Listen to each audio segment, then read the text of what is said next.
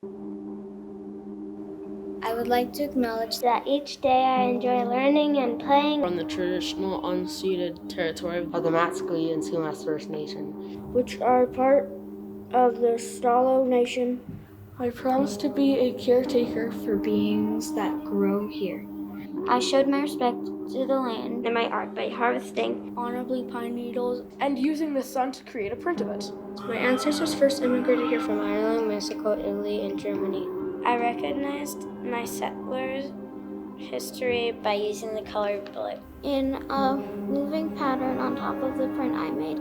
I chose blue and gold because it's the color of the ocean that my ancestors traveled across. I hope moving forward that we can live in safety and peace, no more wars or battles, and I hope that we can do this.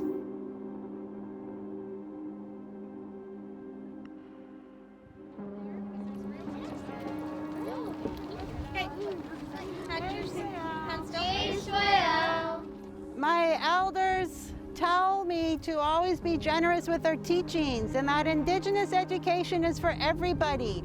That's why I do what I do and share what I share, because I love it. I'm proud to be in Tlakatam and Nahiwak. This is a gratitude song. That's another teaching that our elders tell us, is to find something we're grateful for every day. So while we sing this song, let's think about what we're grateful for.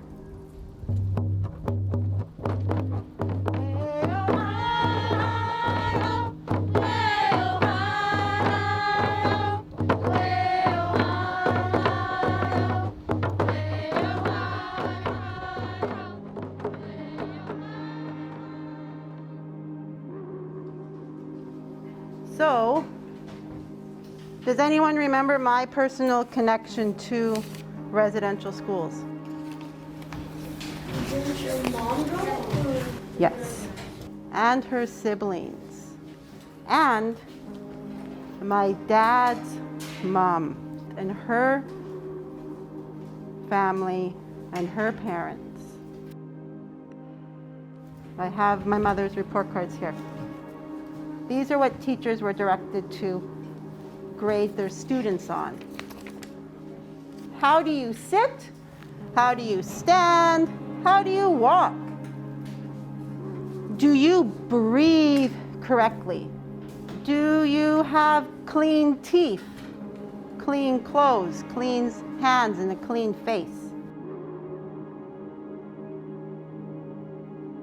I think that a lot of times when you're faced with something really powerful and deep, like systemic racism, like residential school, genocide of children, it's common for a lot of adults to feel shame, guilt, and then immediately move to, well, that wasn't me, right? It's deflecting, right? Because they don't know how to respond.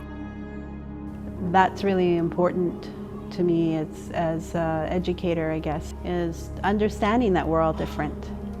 So I know that when I go there, into any class I visit, that there are going to be so many different experiences that the children have had throughout their life, different levels of knowledge. So I have compassion for that. And I'm able to raise the children up and say, this might be one thing that you know more about than your parents. And we encourage them, the teachers and myself encourage them to go home and to go talk about it. Encourage discussion. The big attempt this year was to challenge my students to see that their art can send a powerful message to the world. We harvested on our schoolyard. We turned those into cyanotypes, so we used the power of the light and the sun to actually create a photographic print. They might not be old enough to fully even comprehend the things that are going on in the world, but they need an opportunity to work through those feelings in order to build perspective taking. They need to be able to develop that empathy beyond just their own family. We're learning about Indigenous history and residential schools and stuff, and we are trying to acknowledge that because it's very important that we know that in the past it wasn't like okay that we did those things. Because like it's really bad how you're forced being to school when you can't even see your family. And you can't even like see your friends, you can't even like speak your own language, you can't even practice your culture. And it's also about all the land that we are on right now. It's not ours, but we're here. The art project was to like acknowledge that land that the Indigenous people were on and that they were here first. When my kids have an opportunity to share their message through their art with the world, it's empowering them to look at social justice issues that matter to them. Children are the change makers. I really feel the children are going to make this world a better place, and I love being a part of that.